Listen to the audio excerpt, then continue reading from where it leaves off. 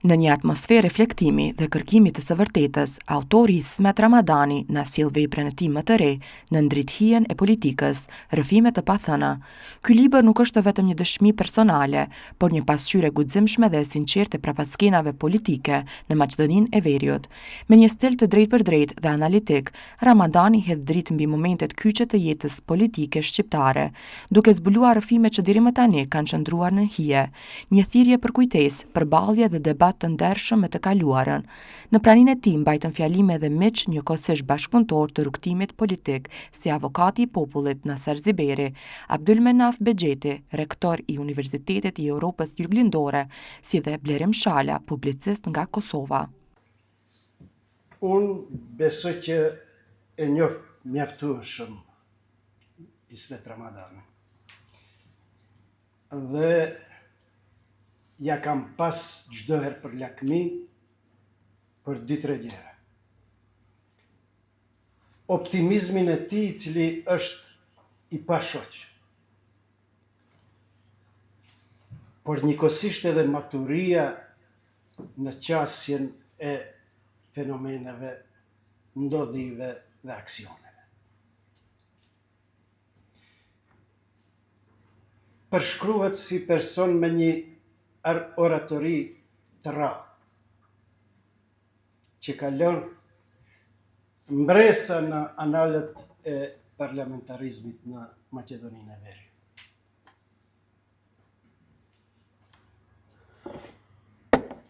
Si i tillej ka disa karakteristika që po të bëhej një garë për zgjidhjen e asociacioneve, fjalët Haraçin, Kosovë, Shqipëri, Amerikë, NATO, për njerë të japi zgjidhjen se bëhet fjalë për Ismetin.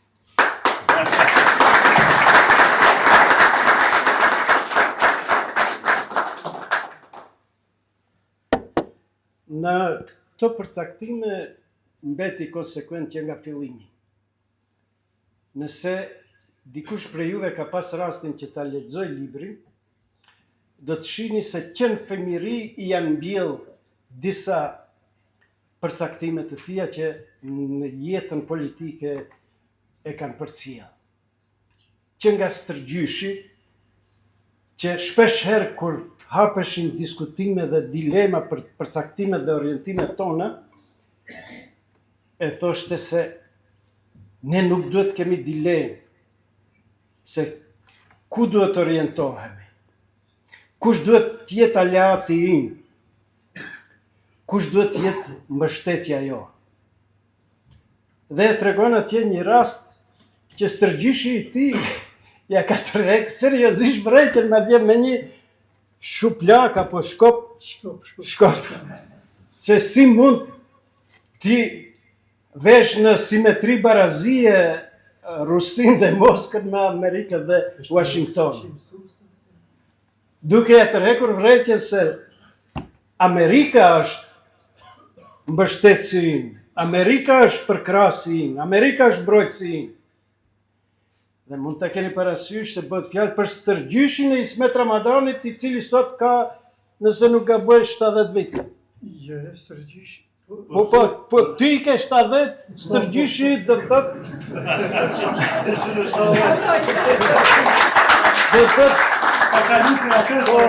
stërgjyshi Ismet Ramadanit ka ditë se si të orientohet dhe të gjen aleatin e tij. Mundohem të analizoj rrugtimin dhe veprimin e Ismetit, del gjeneza frymëzimit të tij shumë të hershëm, siç e tha edhe parafolsi. Pra ai duke mos patur mënyrë tjetër veprimi, se dinit deri në 90-ën ne nuk kishim mundësi organizimit politik. E vetmja mundësi për të shfaq, për të motivu, për të promovu, ishte përmes strukturës së kulturës. Po na recenzonin edhe këngët, po na detyronin t'i përkthejnë edhe ata, që të shohin përmbajtjen e tekstit e kështu me radhë, dhe këtu Ismeti me gjithë shokët e tij kanë bërë shumë në këtë promovim kultural.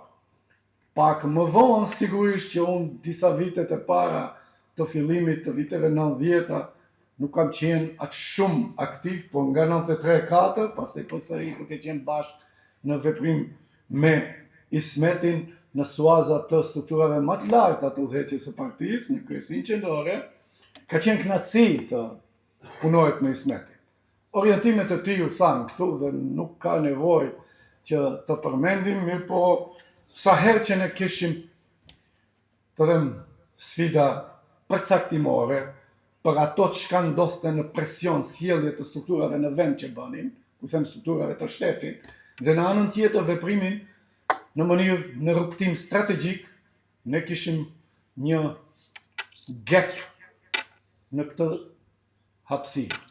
Në njërin anë, po e shifnim se gjërat fare nuk shkojnë ashtu, që Ismeti në mënyrë shumë kronologjike, shumë shkurt dhe qartë i ka pasqyru në librin e tij, me gjitha ato tendencat për realizimin e të drejtave bazike të shqiptarëve.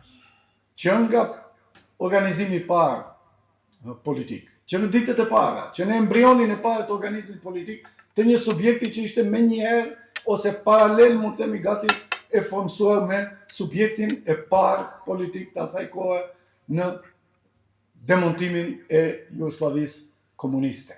Krahas LDK-s, PPD-ja ishte motra apo vllau, si të doni thojeni. Prandej edhe qendra e konsultave tona, orientimeve tona, ishte gjithmonë adresa e LDK-s. Dhe Ismeti, siç e kam thënë edhe në atë sentencën e pasqyrimit për pos SBA-s të ditën e kishte rrugove dhe LDK. Dhe kjo e vërteton tash me dekada më vonë se sa të drejt ka pas. Bile sa herë që kishim ne këto dilema për plase në mënyrën siç veprojshin, të them, strukturat e asaj kohe këtu, që nga ngjarjet e pakëndshme të Vitpazarit, e më vonë deri në ngjarjet e Universitetit të Tetovës, ngjarjet e Gostivarit, situata shumë pakëndshme ku ne si struktura politike ishim në situatë vërtet në rrugë pa krye. Dhe në aso kohë kërkoheshte edhe durim, kërkoheshte edhe mençuri, po kërkoheshte edhe konsultime anësore. Promovimi i një librit, çfarë është libri në ndërtijet e politikës së autorit Ismet Ramadanit, është gjithsesi një akt solemn. Gjithashtu, për shkak të përmbajtjes së tij dhe vetë autorit, është një akt politik, historik dhe diplomatik. Ismet Ramadani, siç e dimë ne të gjithë që jemi tubuar sot këtu, është pjesëmarrës dhe dëshmitar në të gjitha proceset e rëndësishme politike, historike dhe diplomatike të Maqedonisë së Veriut që nga viti 1990 e këndej. Ismet Ramadani e njohë që një shekull politik. Ky shekull politik përbëhet prej 35 viteve kalendarike, por aq shumë ndryshime ka ndodhur në Kosovë, në Maqedoninë e Veriut dhe në rajon, aq shumë epoka janë ndëruar, saqë me të drejtë mund të thuhet që kemi të bëjmë të gjithë ne që kemi pasur fatin të jetojmë këtu pari me një shekull të një fill politik. Bota rreth nesh dhe në ne pësoi thyrje në ndryshime të mëdha, por Ismet Ramadani mbeti ai të cilin e njoha në janarin e vitit 1990. Një politikan qendrestar, guximtar dhe njëkohësisht i matur, i kujdesshëm, i vetëdijshëm për kontekstin politik dhe historik dhe për domosdoshmërinë e integrimit të Maqedonisë së Veriut dhe gjithë rajonit në Aleancën Veriatlantike dhe në Bashkimin Evropian. I këtillë na shfaqet Ismet Ramadani edhe në librin e tij të kujtimeve dhe mendimeve të titulluar Në drejtësitë politike. Ai këtu na ofron rrëfimet e tij në format e tregimeve të shumta, përmes të cilave lexuesi njihet në rrugëtimin e tij politik dhe diplomatik, i cili e ka dërguar në të katër anët e botës, me qëllim të vetëm që ta ndryshojë fatin e një populli në këtë shtet dhe fatin e këtij shteti në rajon dhe në gjithë Evropën. Ramadani është njëri nga përfaqësuesit e fundit të një brezi shumë të veçantë, të jashtëzakonshëm dhe të papërsëritshëm në historinë e re të shqiptarëve në Kosovë dhe në Maqedoninë e Veriut. Unë nuk do ta përfoli librin, sepse nëse e përfoli ju mandej nuk e lexoni. Dhe me stërgjyshin tim, ai bastuni shkopi shpinës, ka dhe një simbolik. 79-80, 5 gjenerata kemi jetu bashkë, të gjallë. Stërgjyshi 100 vjetë, gjyshi 100 vjetë, baba im, unë dhe Velandi 7 muajsh, një vjetë. Dhe kjo është ajo simbolika që 5 gjenerata rradh mund të ndodhë të jetojnë të njëjtën kohë.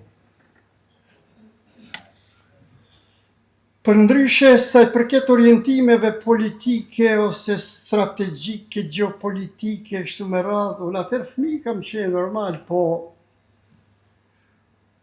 jam frymëzuar edhe nga arsimtarët e atëhershëm, profesorët e mi, të cilët në një mënyrë i jepshin 2 derse, një ders për pushtetin, një ders dijet ajo.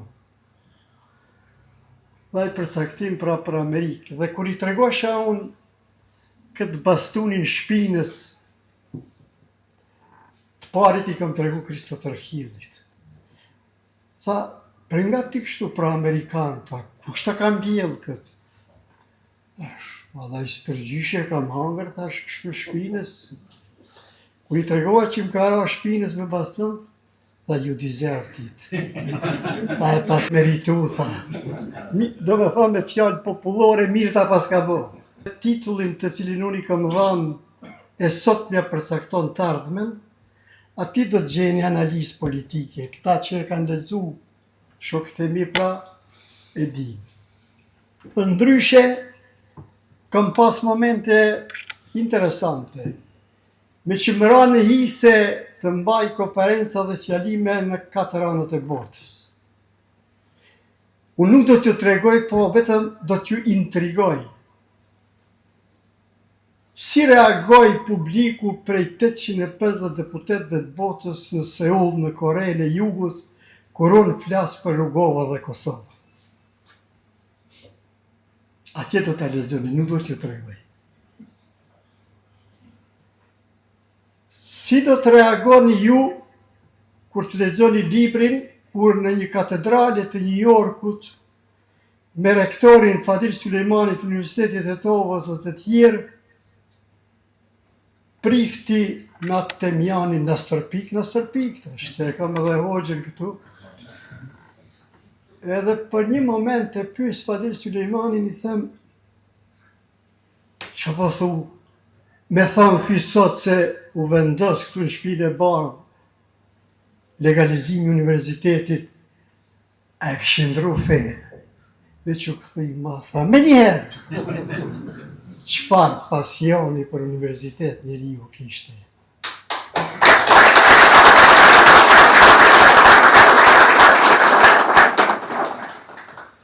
Momente po ashtu, shumë interesante, në një lutje të mëngjesit 2003, unë isha në delegacion me Radmila Shoqeriskën, që është tash zëvendës sekretare në NATO.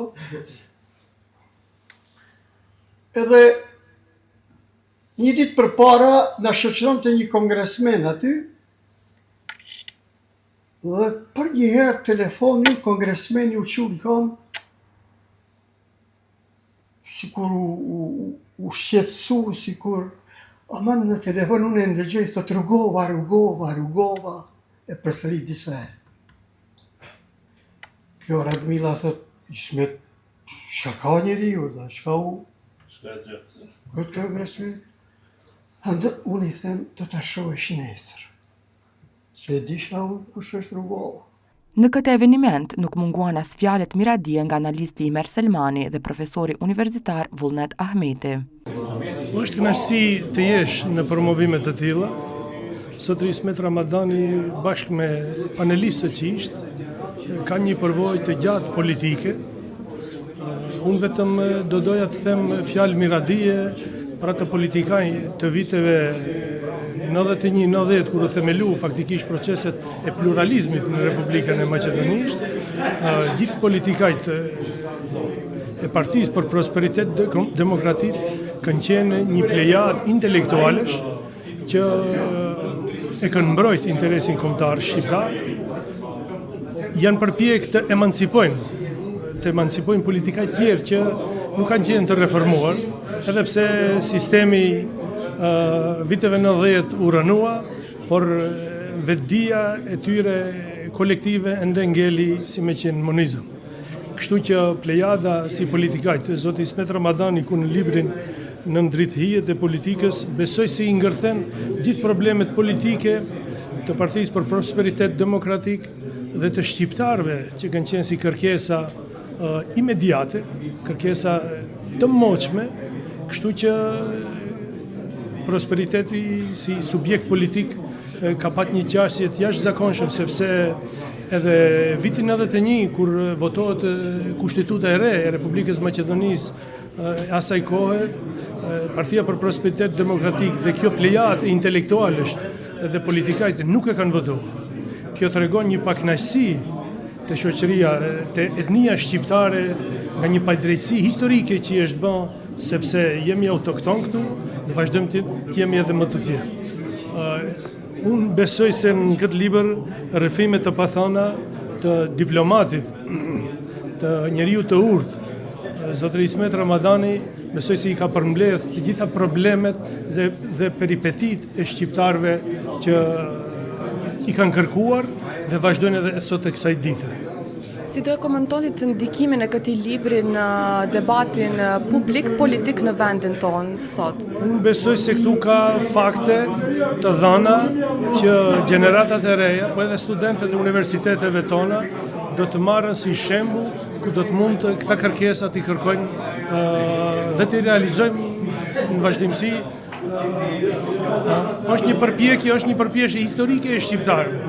Realisht, deputetët e asaj lëvizje shqiptare që në atë kohë u vendos të emërohet Partia për Prosperitet Demokratik, në blokun shqiptar, në rrafshin horizontal kishte dy parti politike. LDK-ja ishte në Kosovë dhe Partia për Prosperitet Demokratik ishte në Republikën e Maqedonisë. Kështu që plejada e intelektualëve, veç mund të them një fjalë miradije për ata, njerëz të guximshëm, intelektual të pashoq të asaj kohe, sepse sfidat ishin shumë të mëdha. Në Ballkan u zhvilloheshin luftra në gjitha anët, kështu që mençuria dhe zgjuarësia e diplomacisë së PPD-s dhe LDK-s i pruri shqiptarët deri sot ku jemi. Zotri Ramadani është në vetë një enciklopedi e vërtet. Gjithë e njohëm, unë e kam pas edhe profesor në shkollën e mesme në Zeflushmarku, mirë po veçanërisht i mbaj mend fjalimet e zotri Ramadanit edhe shokëve të zoti Ismet Ramadani kur ishin gjenerata e parë e deputetëve. Unë isha student fakultetin e mjekësisë dhe kur prishim autobus që shifshim nga këto televizore që ka ishin ekranet televizore në rrugë, fjalimet e vonshme të mbrëmjes, ashtu që është një gjenerate e cila ka vënë themelët e demokracisë dhe përfaqësimit të shqiptarëve në pluralizmin politik në vendin tonë. Uroj mos jetë libri i fundit dhe uroj që shumë shok të Ismetit dhe të gjeneratës së parë të politikanëve të mundohen gjithë përjetimet e tyre, të shkruajnë me një libër të tillë, për shkak se ato do të jenë jo vetëm një trashëgimi historiko-politike, po me të vërtetë një enciklopedi për gjeneratat e ardhshme që do të mësojmë se si u vetbrymosëm dhe si e krijuam të sotshmen nga një e kaluar jo edhe aq e larg, po që ishte shumë e vështirë, shumë e rëndë dhe kjo që e kemi sot është bërë me një sakrificë shumë të madhe. Për t'i dhënë dritë më shumë kësaj ngjarjeje, përfund autori shpërndau librat e tij me dedikime për secilin musafir, si formë respekti dhe thirrje për ta lexuar librin e tij, të cilin e shkruajti me shumë dashuri dhe përkushtim.